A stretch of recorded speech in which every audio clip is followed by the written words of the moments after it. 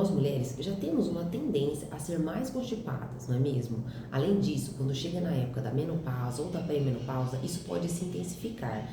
E ainda mais para aquelas que são um pouquinho mais nervosas ou tensas ou ficam mais tensas com facilidade. Isso pode piorar ainda mais a constipação em alguns casos. Na pré-menopausa, a queda hormonal acentua a constipação intestinal. Além disso, o intestino ele é altamente sensível às nossas emoções. Tensão, nervoso, ansiedade podem deixar ele ainda mais preso. O que explica isso é a relação intestino-cérebro. O intestino conversa o tempo todo com o sistema nervoso. Estratégias de relaxamento como respiração, alongamento ajudam bastante. Além disso, tenha chás estratégicos ao longo do seu dia, pois eles ajudam tanto na ansiedade, na tensão, como também no funcionamento intestinal. Mas se os sintomas forem muito persistentes, procure auxílio profissional. Você sente que seu intestino piora quando está nervosa? Compartilhe aqui nos comentários, pois a sua experiência pode ajudar outras mulheres.